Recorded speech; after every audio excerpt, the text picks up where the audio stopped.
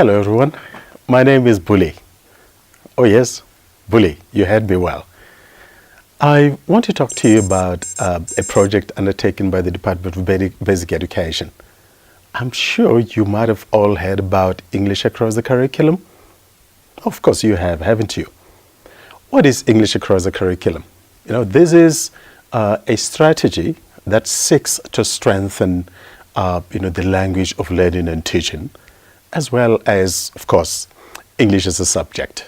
Now, you'd like to ask yourself, why the need to strengthen the language of learning and teaching?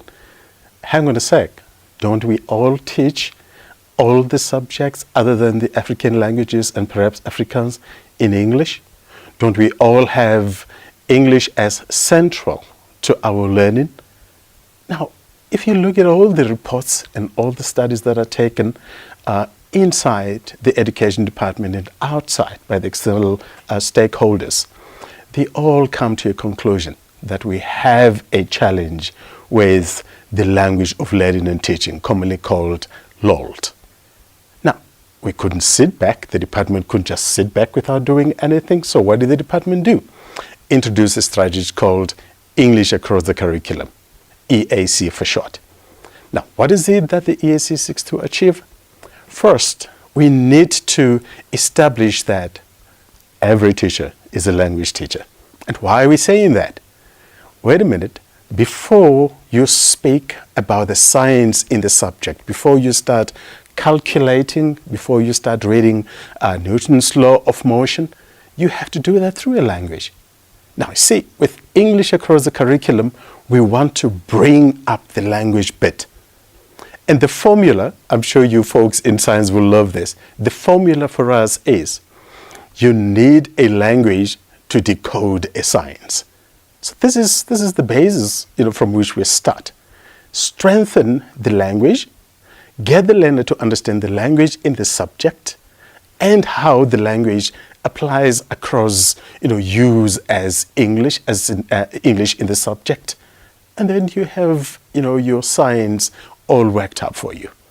Remember, science in this regard is your application. And then English, the language in this case, is your vehicle. So we want that to balance out.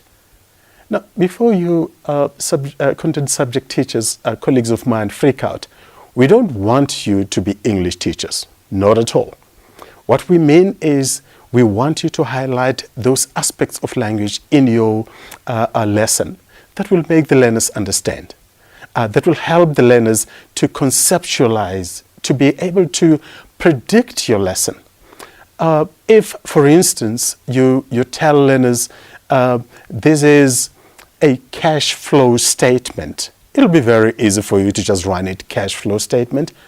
But if you allow the learners to realize that this can be broken in 3 chunks, and that you are talking about a statement, and then there's a cash flow, then see, they're then able to conceptualize, and then they can be able to predict, okay, from the flow, there'll be a direction that gains, and then there'll be a direction that loses. So you can see right there, you already have, something to bank on. So by the time you get into your formula, into how that happens in the subject, then you already have your learners having developed their own concept, their own interpretation of that. One of the aspects, again, that we want to highlight is in your subject, you have what we call a language speak. Now, a language speak will be the language that applies only to your science, only to your subject, that in ordinary use will not be relevant, or if an ordinary definition used will not mean the same. If, for instance, you're talking about key performance indicators, that is a chunk. This can be divided.